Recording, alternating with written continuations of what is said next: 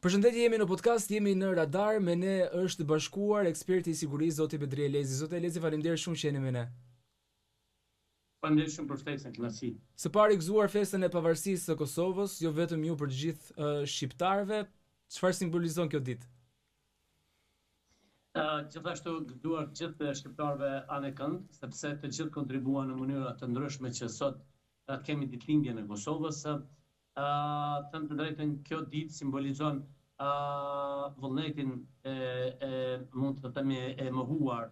për një kohë të gjatë për qytetarët e Republikës Kosovës, për gjithë shqiptarët, një drejtë e cila mund të themi u zbatu vetëm para 18 vitesh, e që në fakt edhe kjo drejtë akoma ka problemet e saj, sidomos kur sot dini se po protestohet pikërisht për çështën e drejtës, pikërisht për çështën e drejtësisë dhe po bëhet mund të themi një gjykim kundrejt personave që ishin ndër më meritorët se përket kësaj dite për cilën neve tani po urojmë apo dhe po besojmë. Ama ata që sollën këtë pavarësi kaq shumë dëshiruar ndodhen tashmë në një gjyq tejet të fuqishëm që ka vite që po zgjatet dhe jemi në finish, le të themi. Prokuroria ka kërkuar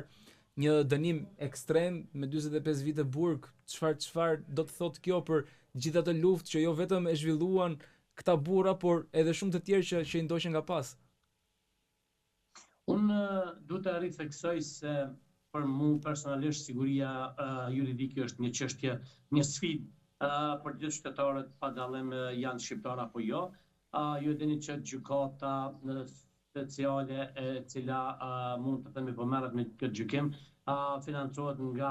taksa paguese të shteteve të ndryshme që kontribuojnë në këtë çështje dhe gjykata besoj që në këtë rast do të ketë parasysh minimumi ndjesën e gjithë qytetarëve të Bashkimit Evropian apo vendeve të tjera të cilat japin paratë e tyre për këtë strukturë gjykate,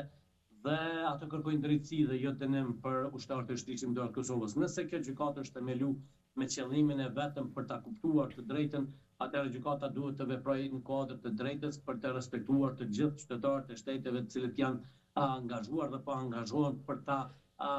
ta konfirmuar edhe një herë që drejtësia në fund të ditës është ajo e cila do të triumfojë. Ne kemi parë një kërkesë nga prokuria speciale, ka qenë befasuese për 3 arsye. E para, deri më tani nuk kemi pas një transparencë e cila minimalisht për neve që merrem me çështjet të ekspertizës e posa që është në çështjet e sigurisë, për të parë nëse janë zbatuar protokollet për menaxhimin e provave. Thjesht protokollet e sigurisë për menaxhimin e provave dhe dëshmive, nuk kemi parë se si janë trajtuar dëshmitarët, provat nga dëshmitarët të cilët ndoshta edhe është i cënuar kredibiliteti i tyre, duke u bazuar gjithmonë në ato dhënat publike që janë publikuar për ca dëshmitarë apo rrjedhët që kanë ndodhur në këtë proces dhe çështjet të cilat lidhen me vetë gatishmërinë e gjykatës për të ndarë fillimisht me qytetarët e Republikës Kosovës, shqiptar dhe të tjerë atë se çfarë realisht po ndodh. Në prokuria kujtoj që duhet për shkak të ndjeshmërisë së rastit duhet që minimalisht atë na bindë se këta dëshmitarë që kanë qenë dëshmitarë të kësaj procedure nuk janë të joshur për leqëndrimin e vendet e Bashkimit Evropian, nuk janë paguar, ju e dini që në Kosovë ka pas të arrestuar në ndryshimin se të njëjtit kanë paguar dëshmitarë për dhënë dëshmi të rrejshme. Thjesht ne duhet përsëris për te asaj që ne jemi të bindun që udhëheqësit e Shtetit të Kosovës nuk kanë asnjë faj dhe s'ka lidhje me drejtësi kjo që është duke ndodhur në Han. Ne kemi nevojë që japin një mësim të mirë botës se strukturat e drejtësisë cilat po merren me këtë çështje kanë për qëllimin një qëllim të vetëm, kanë për ta sjellë drejtësinë në vend, pavarësisht kush është në procedurë sipër. Në këtë rast kujtoj dhe dëshiroj që kjo gjykatë të bëj punën e tyre duke vërtetuar se dënimi apo jo dënimi është bërë në bazë të provave, edhe pse unë jam shumë i bindur që gjykata do të sjellë vendim lirues. Megjithatë, neve kemi shumë nevojë që të bindemi se kjo gjykatë nuk është politike dhe se është zbatuar apo janë zbatuar standarde koherente në lidhje me trajtimin e dëshmive, prova dëshmitarëve. Thjesht ne duhet të përmend faktin që protokolli i sigurisë për menaxhimin e provave duhet të jetë publik dhe duhet të bindemi se ka pas një filter, një standard i cili ka filtruar të gjitha provat dhe dëshmit për të sjellur një dënem apo dhe një lirim. Zoti Elezi, po ashtu ju e dini, duke qenë se jeni pjesë si ekspert sigurie, jeni pjesë të zhvillimeve, sidomos atyre ushtarake, ka një koalicion, le ta quajmë kështu, një bashkëpunim ushtarak mes Shqipërisë, Kosovës edhe Kroacisë. Kjo e rrit akoma më shumë sigurinë në Ballkanin tonë të trazuar. Është kjo një sinjal që kemi rrezik nga Serbia, si e shikoni ju? Në fakt, fillimisht duhet të riflektoj faktin që kjo iniciativë dhe kjo aleancë është bërë me bekimin e NATO-s, me bekimin e Shtetit Bashkuar të Amerikës dhe për qëllim ka mbrojtjen dhe në asnjë mënyrë nuk ka qëllim për të rrezikuar një shtet tjetër, sikur se kemi pas deklaratën nga Beogradi zyrtar. Situatat e fundit të krijuar në glob dhe çështjet që lidhen me angazhimet e përbashkëta në shtetësh sa i përket sigurisë, kjo iniciativë e cila ishte ardhur fillimisht nga Zagrebi zyrtar e më pas është mbështetur nga Tirana dhe Prishtina, janë, mund të themi, një lajm i mirë dhe një veprim i mirë sa i përket sigurisë për gradishullin ballkanik, duke pas parasysh faktin që siguria në Ballkan është e sfiduar për dy arsye. Para se Serbia akoma ka pretendime territoriale kundrejt vendeve veçine dhe e dyta se Rusia mund të përdorë Serbinë për arsye të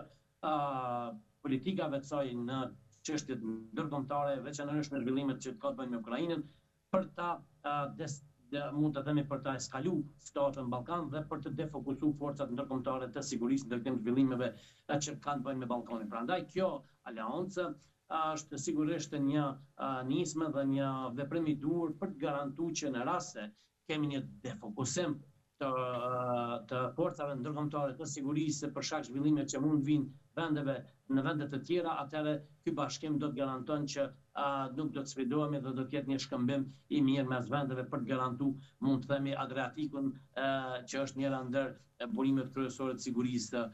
në Ballkan apo në Evropë. A kemi rrezik konkret nga Serbia, sidomos në veriun e Kosovës, duke qenë se shpeshherë kemi pasur që ka pasur tentativa destabilizuese nga ata në forma nga më të ndryshmet? Të jemi të sinqert, po. Rrezikun e kemi evident. Serbia akoma nuk është kputur nga përpjekjet e saj për ta cënuar sigurinë e Republikës Kosovës. Kemi pas raste të sulmeve terroriste, siç edhe ju e dini, në veri. Kemi pas ndikim në zgjedhjet e fundit të parlamentare dhe lokale nga Beogradi zyrtar. Thjesht ka ndodhur ajo e cila nuk do të duhet të ndodhë, është dhënuar drejta qytetarëve serbë në Kosovë për të votuar në mënyrë të drejtë dhe të duhur, siç ata dëshirojnë, thjesht kanë qenë të detyruar të votojnë për subjektin politik i cili mbështet Beogradin zyrtar. Dhe kjo është cënimi i sigurisë, vetë fakti i ndikimit në këtë zgjedhje është cënim. Gjithashtu mund përmend faktin që në momentin e orës në krye të komunave, në 4 komunat me shumicë serbe, nga kryetar serb, janë bërë veprime që janë, mund të themi, sinjale të qarta që Serbia ka ndikimin e fuqishëm në atë zonë dhe mund të themi që është një lloj paralajmërimi jo sigurisë në atë vend. Duhet të shtoj këtë dhe faktin që policia e Kosovës